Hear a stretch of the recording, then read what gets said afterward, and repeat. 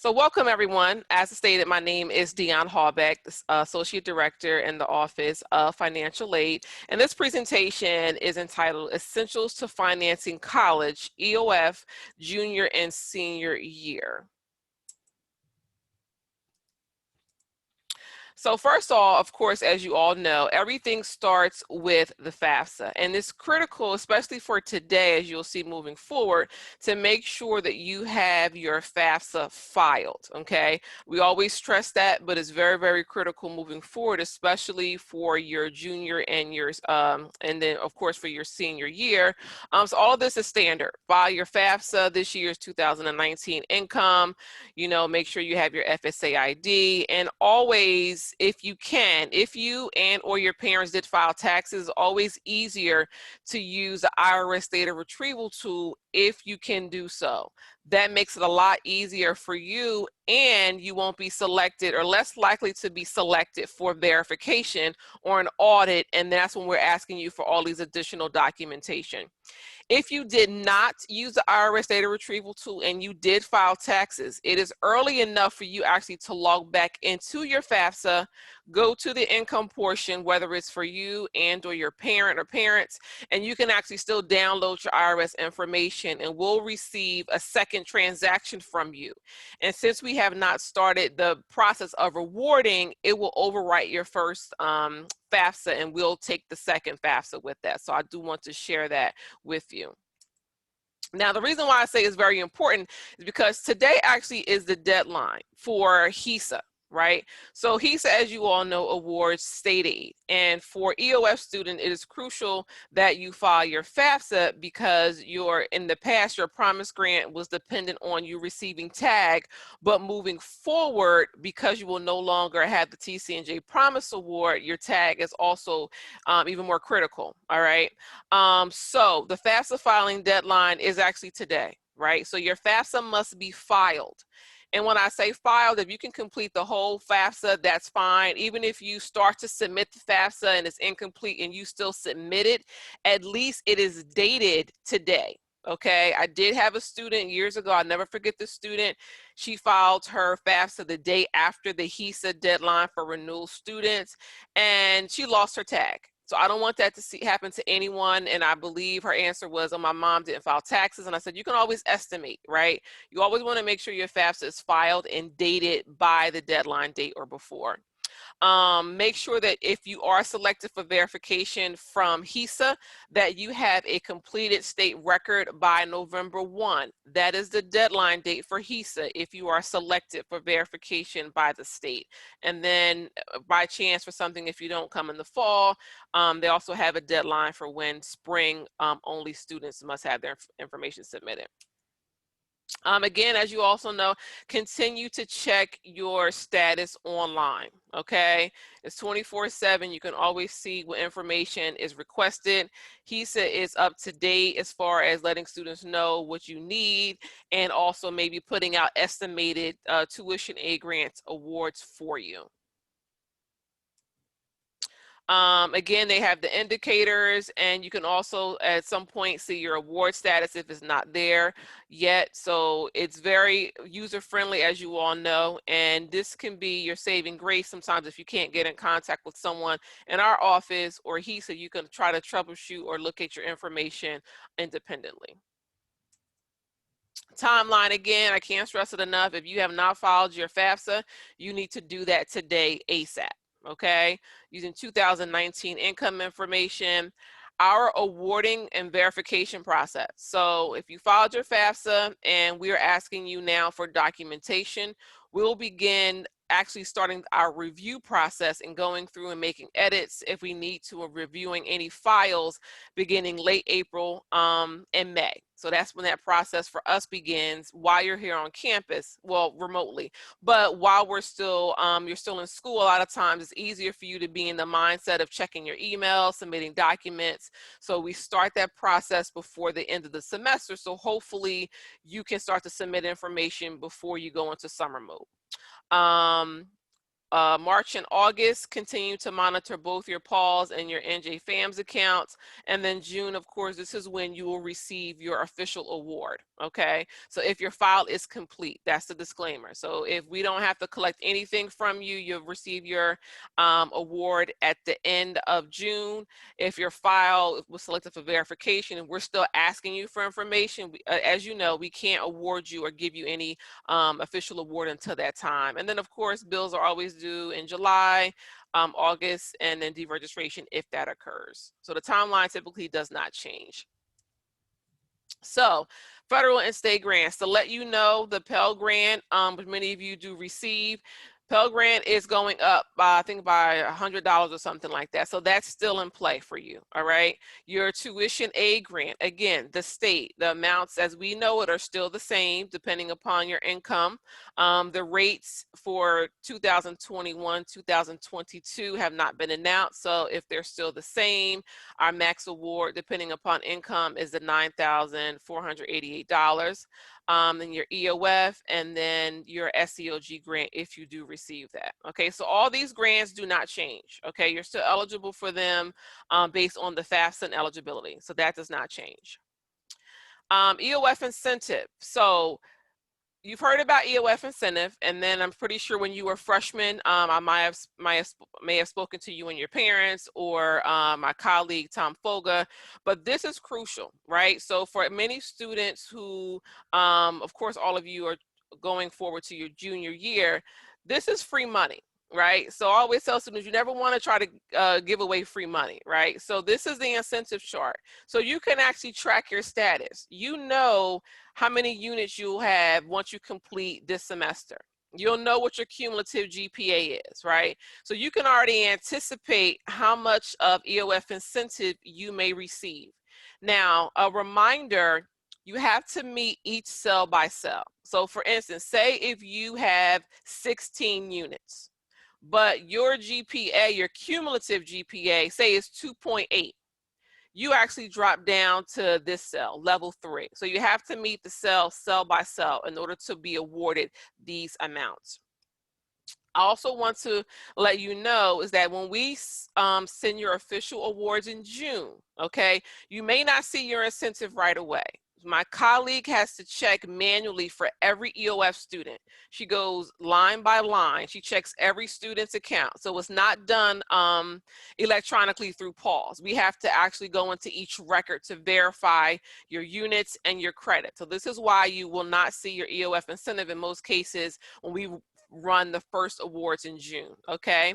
If you are taking a summer class, okay, we wait until after your summer classes are done to just verify. So if you were maybe awarded, say, $3,000, and then maybe you pass a class and now you're at 16, maybe you can be bumped up, okay? So I just say that to be patient with us, but you will see your incentive award on your award letter. And then I included my colleague Joan Pagio here. She is the contact for EOF incentive. Okay, so if you have any questions, you can always contact the main office number and email, but most likely she can answer most of your questions quicker than any of us can. Private scholarships, I always talk about private scholarships. I still encourage students to look for private scholarships. If you are receiving any private scholarships, you still have to report them to us. All of these are reputable private scholarships websites where you can go look for scholarships. So I always like to share that with students, especially upper class students. So if you have the time to do that. And then we also, which I actually maintain this, on our financial aid page, you click financial aid. If you click scholarships and then private scholarships, at the bottom, there is a link. We receive a lot of emails in our email regarding, please share this with your students from all different kind of sources. And so I go through to vet them to make sure they at least look legitimate. And I think they're legitimate scholarships, but they're not TC&J scholarships. And some of them actually look pretty decent as far as the funding that they're going to award students. So I would encourage you to take a look at this. I'm going to update it soon, but this may be another source for you to look for additional dollars. So loans. So Now that you're entering your junior year, okay, you no longer will be awarded the TC&J Promise Grant. Every year when you file the FAFSA, your first and your second year, every student is always eligible for a Stafford loan. Okay, it's a guaranteed student loan through the FAFSA, regardless of income. But because you were in the EOF program your first and second year, you never had to utilize the Stafford loan. Okay, entering in your third year, you will see the Stafford loan on your award letter. Okay. And I'll go into more detail about the amounts, okay? But this year it is a fixed rate, is very low, and then there is a fee that the government does take off the loan before it's posted to your bill, okay? And the amount depends on your year, which I'll talk about in a second.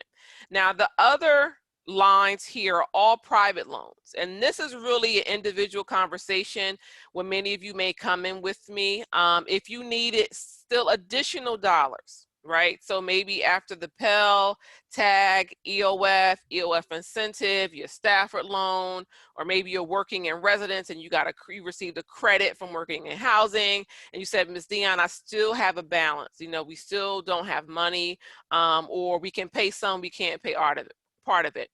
This is when personal loans or private loans come into play, all right? So all of these New Jersey Class, Plus, and bank loans are all credit-based loans. These are loans that you have to submit a separate application for, okay? So just to give you a quick review of how they work, HESA has an NJ Class loan. They have 3 different options, right? And I'll go over them with students regarding, you know, if you want to pay on a monthly basis, if you want to just pay interest, or you want to defer, okay? They charge a fee, okay? This loan can be taken out by you, the student, with a cosigner, an adult, or a parent can just take it out on their behalf, on your behalf. And then there's something called the Parent Plus loan, which is a parent-only loan. Okay, so I advise students how that works, or sometimes parents may call me and ask me questions about the Plus loan or the NJ Class loan, or lastly, bank loan. So Discover has a loan, Citizens Bank, all of your banks have some type of student loan, okay? But all of these are credit-based loans. So everyone will be offered a Stafford loan, but the last 3 here are all personal based on your situation, if you need to do so and if you decide to take them out. Now, looking at the Stafford loan, so when you receive your award in June, every student will have a Stafford loan, and the amount really depends on your academic level. It does not depend on if you are a third-year student at TC&J. So for instance, if you have enough credits as defined, or units by records and registration, to be classified as a junior, juniors and seniors receive a total of $7,500 in a Stafford loan in your name. By some chance, if you are still classified as a sophomore student, you will receive $6,500. Okay, so these amounts are dependent on your academic level, not the year that you are in school. Okay, now the Stafford loan, you don't have to pay the Stafford loan back until you graduate. Okay, so once you graduate, there's a 6-month grace period, and then you enter your repayment. And then you have options regarding what type of repayment plan you want, or if you are continuing to graduate school or professional school, you can always defer your undergraduate loans.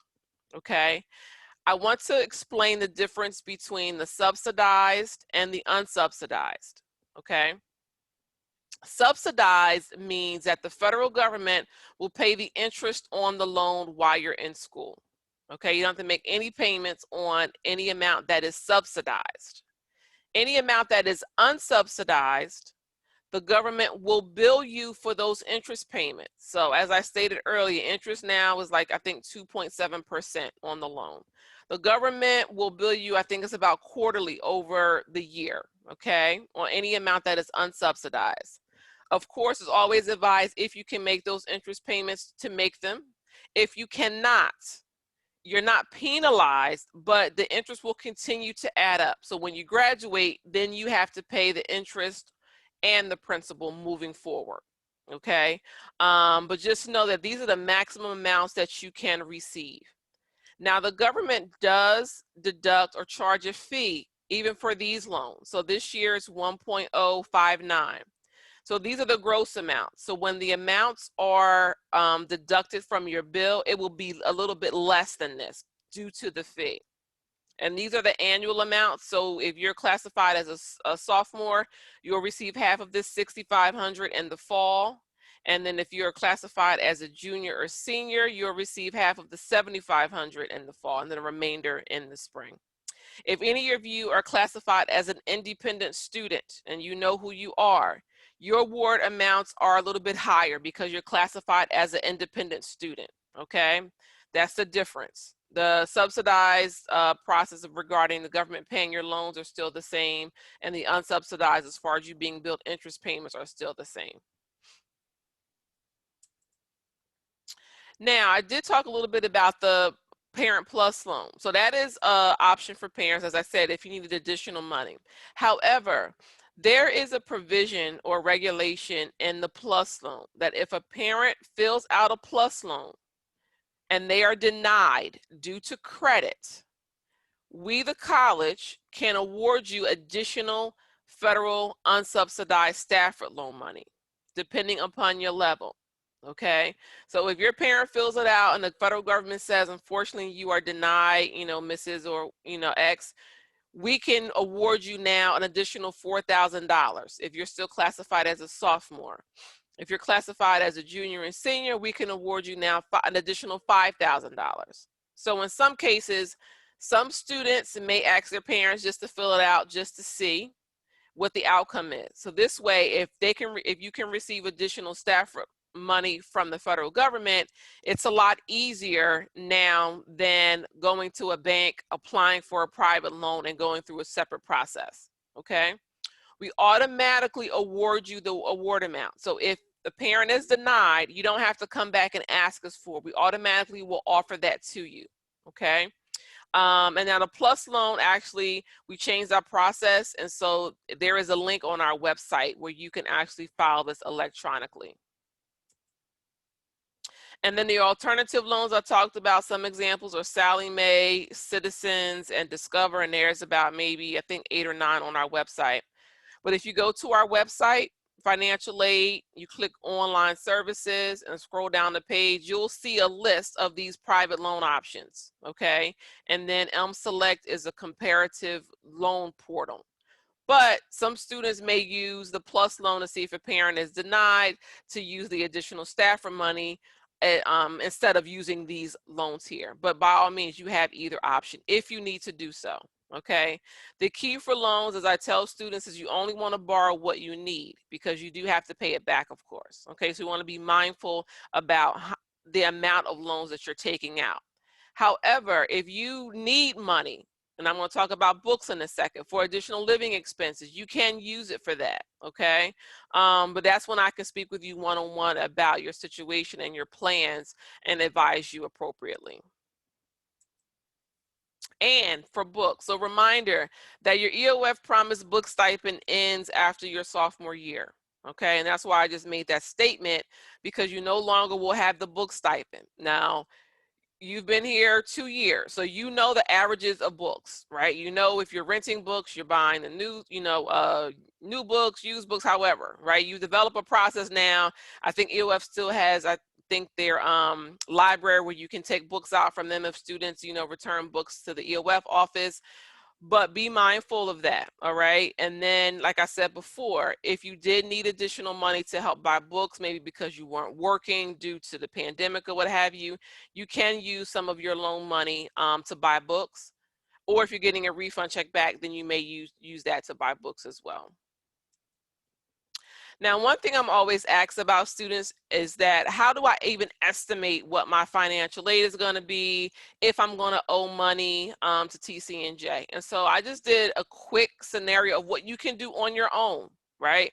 But by all means, you can call our office or email us and say, I'd like to schedule an appointment to meet either virtually or on the phone, and I can go through this with you.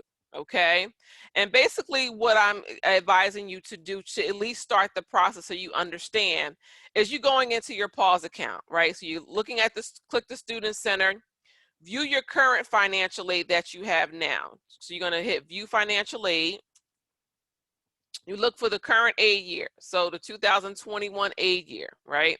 When you look at your award, okay, you're only calculating or going to add up your Pell, your TAG, EOF, and if you had any private scholarships, because you know that is your guaranteed money that you're going to receive next year, right? So in this example, this student has Pell, they have TAG, and they have EOF, right? So their total they know is about 17,000 already that they can kind of estimate to depend on to help them pay for next year. And then what we're going to do is add any additional aid that you may be eligible for, right? So in that example, that student know, okay, this year I had about $17,000 in Pell, TAG, and EOF. I know I'm going to be offered the Stafford loan. You can always decline the loan. Okay, I want to make that disclaimer as well. But you say, in this example, this student says, well, I'm still classified as a sophomore next year. So I know I'll have $6,500 at least if I need it. I'm in line to receive an incentive award, right?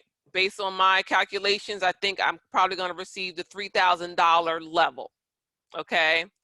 Now, what is my total, okay? In this example, the student says, okay, well, next year I can estimate about $26,000, okay, in financial aid, okay? Per semester is about 13. So this you can kind of do on your own just to get an idea of what aid you may have for next year.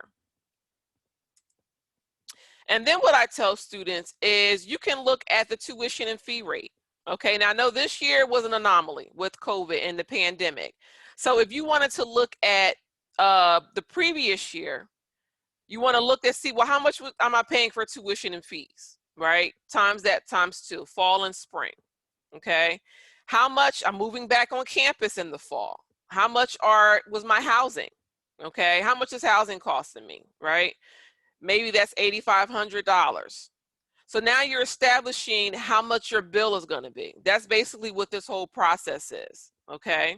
Looking at your tuition and fees and then looking at your housing and the meal plan prior to COVID, just to get an example. So in this example, when I meet with you, or if you do it on your own, you're basically estimating, right? So my estimated financial aid based on last year, this current year, are these totals here for fall and for spring. Tuition and fees pre-COVID was about $8,500 per semester. Room and board average maybe $6,600 depending upon your meal plan. So in this scenario, this student can say, okay, in this example, I have a balance of about $3,600. Okay, so the student's already in the mindset, okay, I know I'm still going to have a balance, even with my grants, with the loan, Stafford loan, and with the incentive. So now the student can start to prepare a game plan, right? Speak to your parents, figure out, okay, what options do we have to pay this, estimated balance, right? And then this is when I can talk to students about, are you looking at private scholarships, right? Do you want to even consider a private loan, right? Or looking at the denial for the parent loan. Or the college also offers an installment plan. So sometimes students and parents will say, you know what, this amount is low enough where I can pay this over several months throughout the year. Can I do a payment plan to avoid taking out loans? And so this is what I'm encouraging all of you to start thinking about. So that way you'll have a game plan by the time the bill comes out and you're not either shocked to say, wait, I still owe money, or this is how much I have to come up with.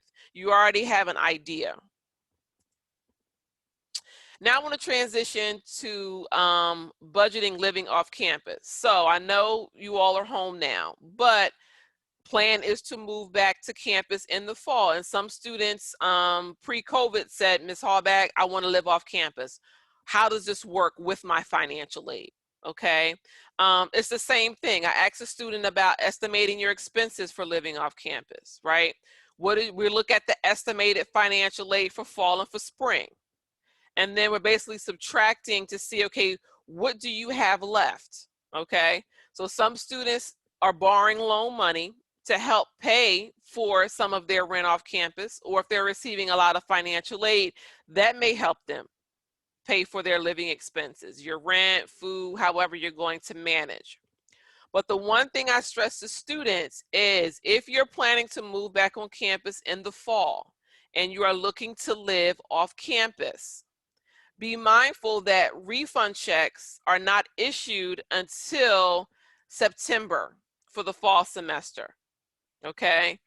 When you are living off campus, a lot of times the landlords want you to pay first and last or first 2-3 months rent and during the summer, okay? You don't have access to your financial aid until September, okay?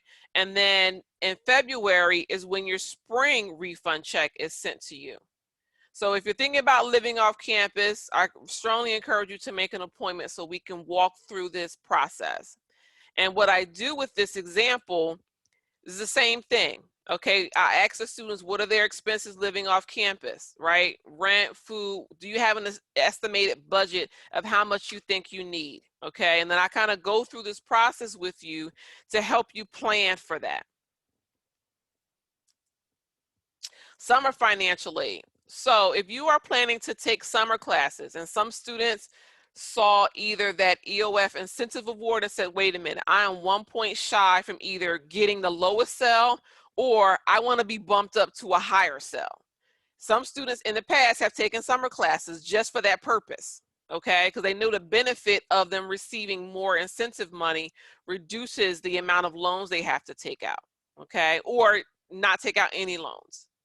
So there is a TCNJ summer financial aid application on our website. So you have to complete that so we know that you're interested in taking summer classes, okay? When you complete that, then we review your file.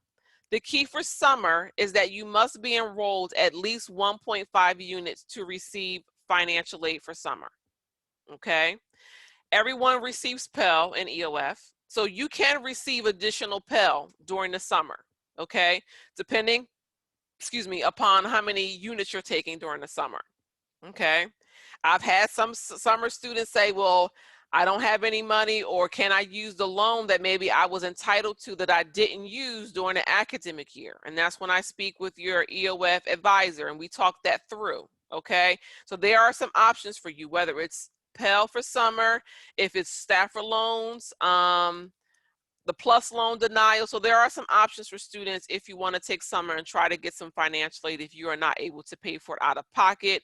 I'm not sure if EOF is funding any summer, so be sure to check with your EOF advisor. I'm only talking about studying abroad because the world is going to open up at some point. And I actually was met with a couple students who may be trying to go abroad in the fall and in next spring, okay? Be mindful that if, I'm not going to spend a lot of time on this, but if this is something that you think you want to do, even maybe in your senior year, I would advise you to come speak with us early, okay? You can still use your financial aid to go abroad, but there are some provisions for EOF students where we have to make sure you're in the correct type of study abroad program. Typically an exchange program, TCNJ semester, or faculty-led. These are the only 3 types of study abroad where you can use your New Jersey tuition aid grant. Okay, so as I said, if you're thinking about this, make an appointment with us and then I can speak to you in depth about that. So your to-do list is make sure you filed your FAFSA.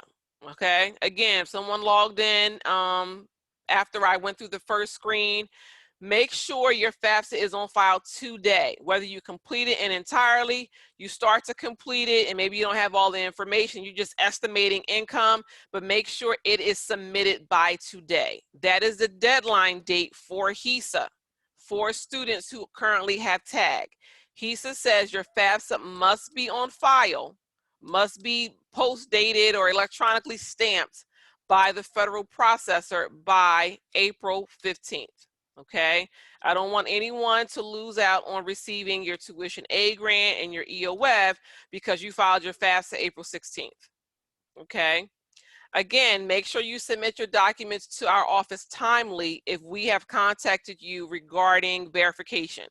If you need to submit a document, I've spoken with many EOF students, Ms. Hallback, how do I fill this form out? Okay, I don't want to fill it out wrong and I have to do it again and keep going back and forth. I want to get it right the first time. Okay, so by all means, that's why we're here to help you to make sure that your file is processed and correctly and timely when we start to award in June. Okay, like I said before, if you want to set up an appointment virtually or on the phone to develop a plan of action for next year, we can do that.